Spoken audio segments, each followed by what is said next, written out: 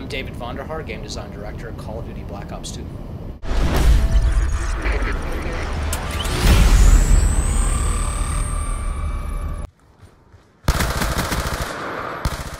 In Call of Duty Black Ops 2, there was a lot of work done in core game systems like Create a Class and what you know as kill streaks, now called score streaks. Those two key systems have been rethought about, right?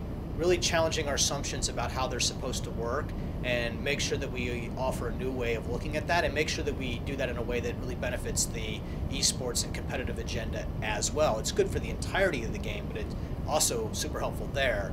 So Create a Class is a pick 10 system. You pick any 10 pieces of content you want. You don't have to take content from a category, and you can use a special type of content called wildcards to break the traditional rules of Create a Class, like a wildcard that lets you take 2 perks from the same category, or one that even lets you take 3 attachments on a gun.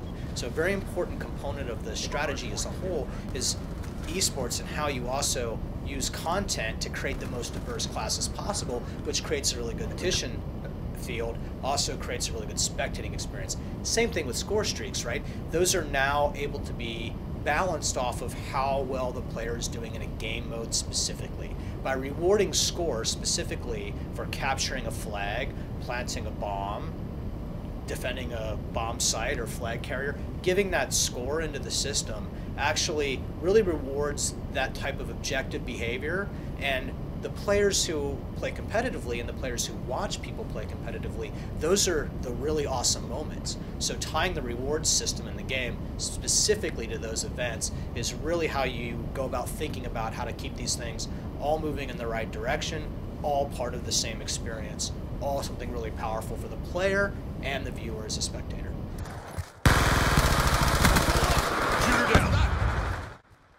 League play works like this. When you play, you do what we call placement matches, and what that allows us to do is try to understand how good you are relative to the entire population. And then once you've gone through your placement matches, we actually put you in a division of skill, right? So if you're in the middle, you might be in something like the silver division, by way of example. And what that is a smaller community of players around your skill level using skill-based matchmaking. We put you with there, so you're competing with people at your level. When you're playing with people at your level, the game is really fun. It's really fun for you because you will win half the time and lose half the time. And when you almost win, that's almost as much fun as winning, but completely getting decimated cannot be that much fun some of the time. And simply always decimating your opponent isn't much of a challenge. So competition's really built around this idea that I'm going to win or I'm going to almost win, and that's when you're having the most fun in the game. Those last minute come from behind victories feel really good as a player, and the purest competition side of the game gets exposed to you as a player in league play that way. And this is a very transparent experience. You do not have to go and create a team on a website or schedule a match and meet at 3:30. You go to league play, you press the button, you select a league, and you're playing, and this is just happening, and we just take care of it for you.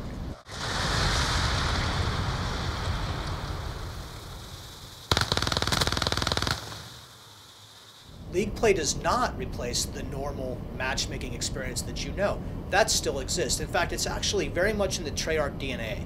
When we have such a broad new initiative like this, that we actually separate it out, that we put it out at its own level, that we give it its own name, right? And we put it there so we can learn from it, that we can work with that in its own space, and we can modify it as we need to so that we can get the experience that we need and the feedback from the players to make that experience what it is. And then it's very much in the Treyarch DNA that when we figured out to integrate it into the entirety of the game. And you saw that in our last game with combat training and wager matches, right? Whereas in Black Ops 2, wager matches are now party games and they're part of the core experience. Combat training was separate, now it's integrated. So it's very much like us to take something, it's very much in the Treyarch DNA to take something and have it be its own thing. And we would never really jeopardize the core thing that all the fans know and love, right? We want them to have that experience too, but this is a new experience and a new way to experience the game. Enemy flag acquired. HPM ready to deploy. we realized that shoutcasting, or making the game fun to watch, was a really important component of the total esports package or initiative. But it's all sorts of things. It's, one, the sport itself, league play, competitive game, really fun battles with skill-based matchmaking so that you're playing people of an equal skill. It's also the production that goes around that, the show, seeing it happen. That you can't just watch a guy play, you have to watch everyone play. So how do you do that in a first-person shooter? So we spent a lot of energy there, and that's what you're talking about when you say shoutcasting. It's a spectating experience meant for you to have context with the entirety of the game, and then also live streaming. A very important part of this is once you have the sport and you have this production, you also have to get it out to everybody so anybody can see it. So the game natively supports live streaming. You just turn it on and you're live streaming your game to the internet.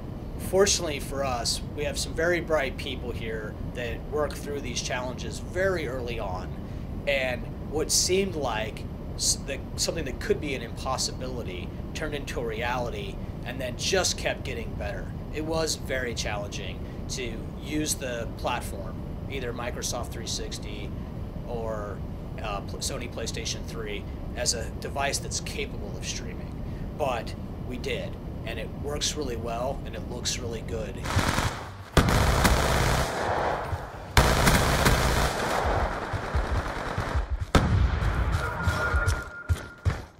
Call of Duty Black Ops 2 supports up to 18 players at once, and is shoutcasters just like a player in the game. So most games are usually played 6-on-6. Competition is often played 4-on-4.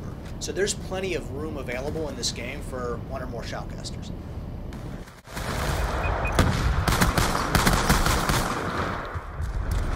Be advised, hostiles have captured the hardpoint.